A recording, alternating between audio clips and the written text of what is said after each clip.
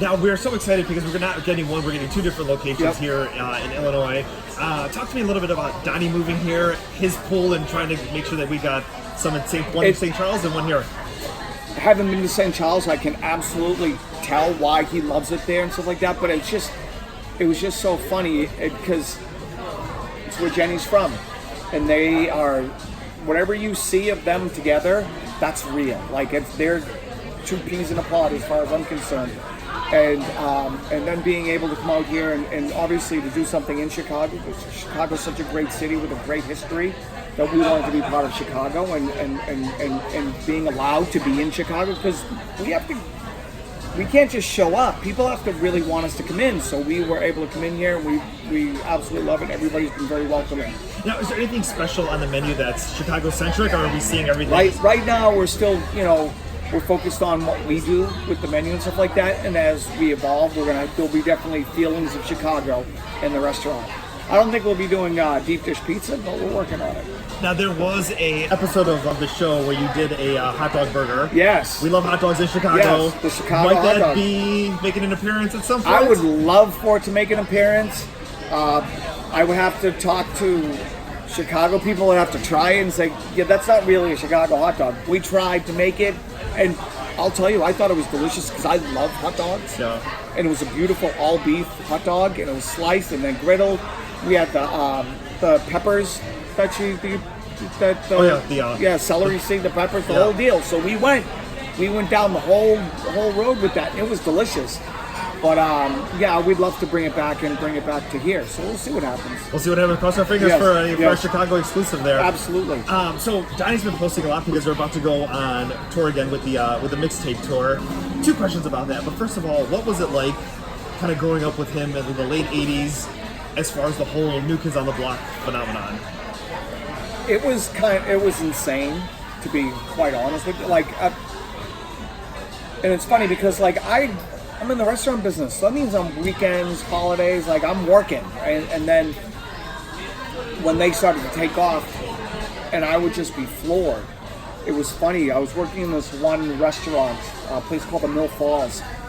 And if you run out of something, okay, go to the grocery store and get 12 tomatoes, right? Because we're whatever the delivery's whatever the case may be. And so the guy would go. He'd come back. And all of a sudden, they thought it would be funny. They would bring me a framed poster of the New Kids that was on sale at Stop and Shop so it was everywhere. And it was so bizarre because I would have to sit there and go, oh, and that's my brother. And there was that surreal moment. I was standing in Dorchester on this corner, and a car pulled up. There was the lights, and a bunch of my friends were standing there in the convenience store and the whole deal, right? And the car pulls up, and it's sitting at the lights, waiting for the light to change at the intersection. And there was a New Kids song on the radio, and it was one of the first times that I'd ever it was the first time I ever heard it on a radio. And I'm sitting there, I'm like, oh my goodness. And so it's been bizarre. I think then to watch Mark, with his success, and the same thing. It's holy smokes. We've been very blessed. Because even, the one thing I'll say about the New Kids, the way that they've been able to, maintain themselves and a fan base between the cruises and the touring, and they become a part of They're not fans, they're friends. Yeah. And that's what I see, because someone will come into the restaurant and they said, oh, we're from so-and-so and blah, blah, blah. We're from this area. We're from Chicago. And then I'll mention to Donnie, I'll say, oh my God. And they go, oh, Kathy and Dawn. I know them. And all of a sudden he's telling me about them.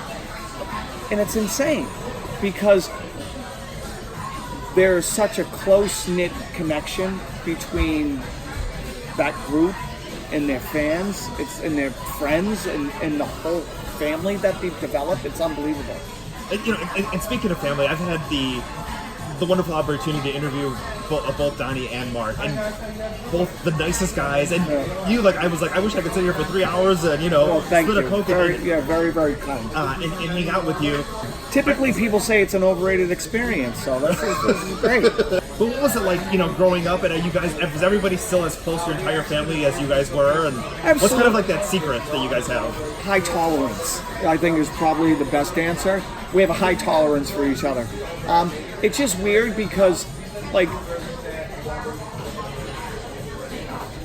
Donnie's either in New Jersey or in Chicago. Mark's in California or filming somewhere, right? I'm typically in Boston.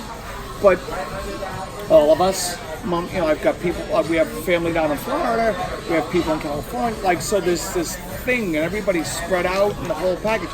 But at the end of the day, it's still your family. It's still the importance of being together. And I'll tell you, the business and the show has been a blessing because it forces us to even be together more. Which, on some days it's a pain, but on other days, most of the time, it's awesome. Now let's speak a little bit about the show. Could you predict the success, and especially the success that you would have on there? I don't see the appeal ever, but there's something about it that people enjoy, and I'm just so blessed to be a part of it.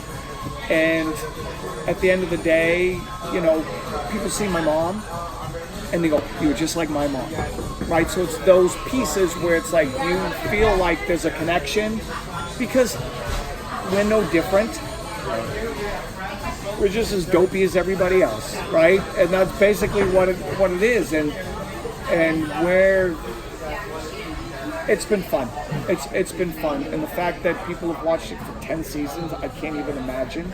I'm just so happy and blessed and surprised, and it's funny because people come up to me and they'll talk to me about like something in particular, like the Chicago style hot dog. Yeah. But there are things that they'll attach to and they'll remember it and then they'll bring it up and I'm like, oh my God, they know more about it than I do. That's awesome, and it's so funny. Because you're not always in every scene, so the other things that people are going to remember.